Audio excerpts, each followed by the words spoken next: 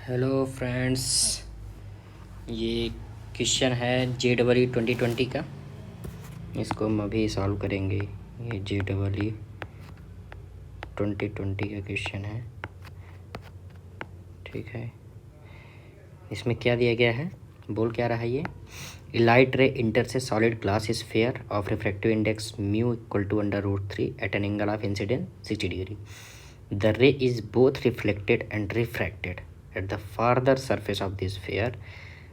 So the angle in degrees between the reflected and refracted rays at this surface. इसमें क्या निकालना है, angle between reflected and refracted rays दिया क्या है, म्यू दिया है और इंसिडेंस एंगल 60 डिग्री दिया है।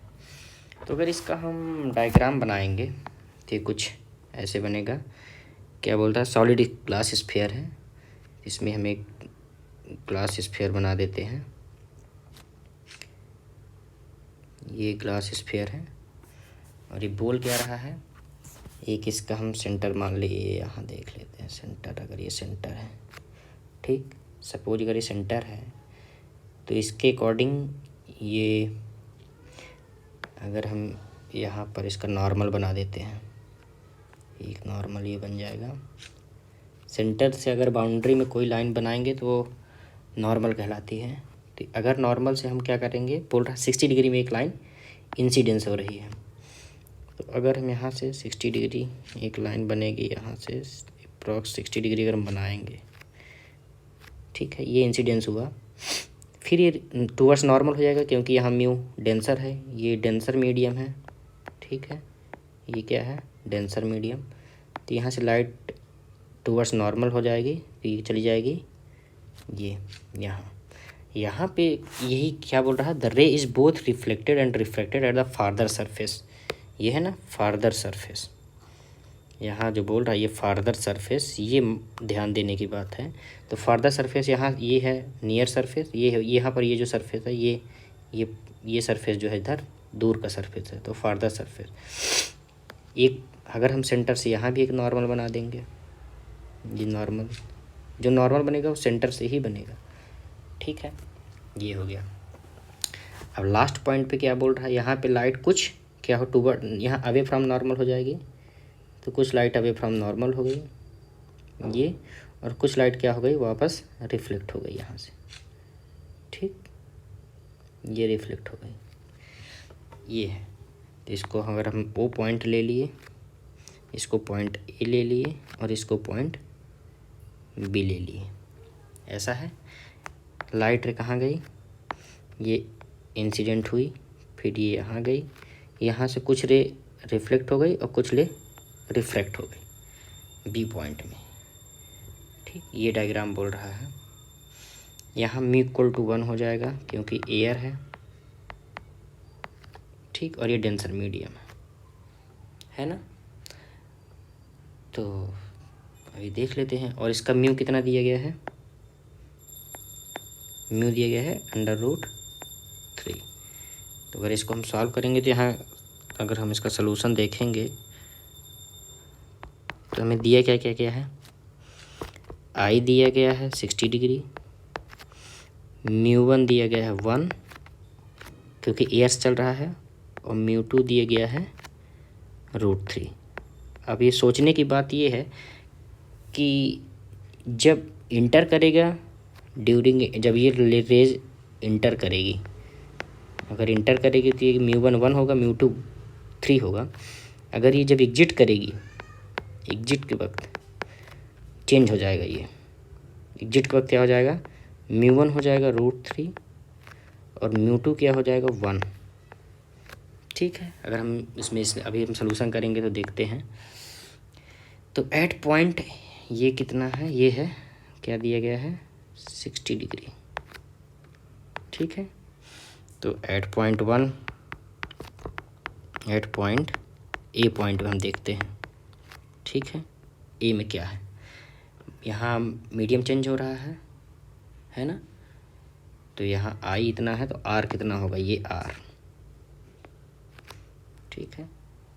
अब ये एक बात है, यहाँ अगर आर होगा तो ये भी आर होगा, क्योंकि आइसोसेलेस ट्रायंगल बनेगा, ये दोनों साइड इक्वल होंगी, ये साइड और ये साइड, ठीक है। तो आर वहाँ भी बन जाएगा। तो और ये आर यहाँ पर आई का काम करेगा। चलिए आगे देखते हैं, अभी हम सॉल्यूशन करते हैं। पॉइंट ए में क्या हो जाएगा, अगर हम लगाएंगे इक्वेशन स्नेल्स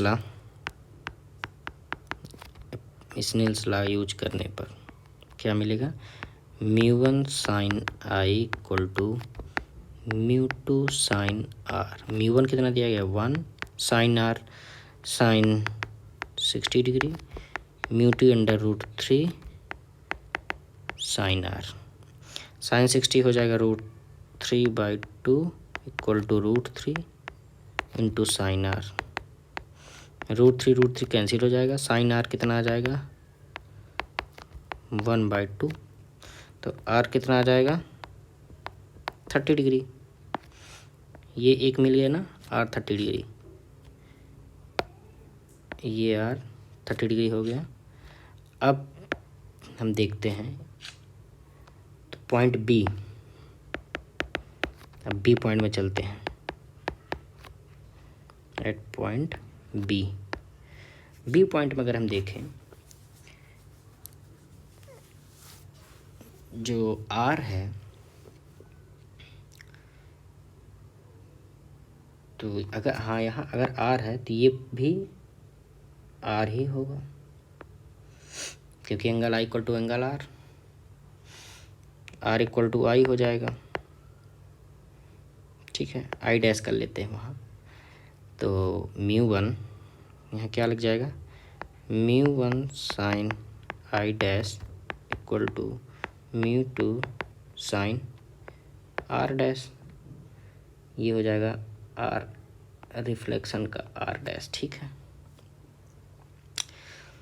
तो μ1 कितना है, इस मीडियम के लिए μ1 यहाँ से राइट बाहर निकल रही ना, तो पहला मीडियम कौन सा हो जाएगा, ये एक डेंसर वाला, तो कितना हो जाएगा √3 साइन आई यानी 30 डिग्री, μ2 कितना है 1 इंटू साइन आर, तो √3 into 1/2 equal to sine r, तो आर की वैल्यू कितना आ जाएगी 60 डिग्री आ गई, ठीक है। ये है आर डैश होगा, यहाँ आर डैश है, ठीक है, आर डैश ये हो गया। अब देखते हैं क्या होगा इसके बाद। अब ये है अगर आर डैश 60 आ गया तो आर, ये अगर एंगल निकालना है हमको थीटा मान लेते हैं अगर, तो अगर हम देखें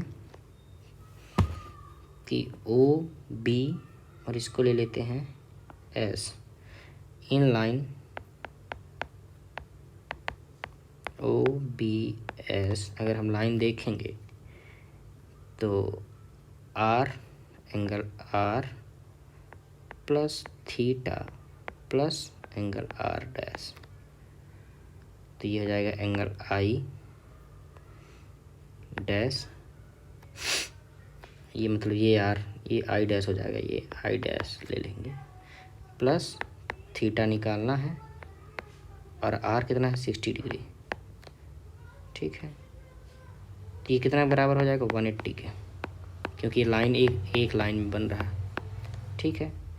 आई कितना निकल आया, आई ये आर हो जाएगा 30 डिग्री, ठीक है। यही हो जाएगा आई डैश के बराबर, ये plus theta plus 60 degree equal to 180 degree, तो थीटा इक्वल टू क्या हो जाएगा 180 माइनस 90 डिग्री, थीटा की वैल्यू कितना आ गई 90 डिग्री। और ये थीटा ही क्या है, जो क्या क्वेश्चन पूछ रहा है, ये थीटा क्या पूछ रहा है, the angle in degrees between the reflected and refracted. अब देखिए ये आर है जो कि क्या है रिफ्रैक्टेड और ये रिफ्लेक्टेड, तो इसके बीच का बोल रहा है ये एंगल, ये और ये, इन दोनों के जो बीच का एंगल बनेगा ये है थीटा, और ये थीटा की वैल्यू कितना आएगी 90 डिग्री, और यही है आंसर। ये अच्छा क्वेश्चन है, JEE 2020 का है। चलिए फिर मिलते हैं अगले क्वेश्चन में। Thank you.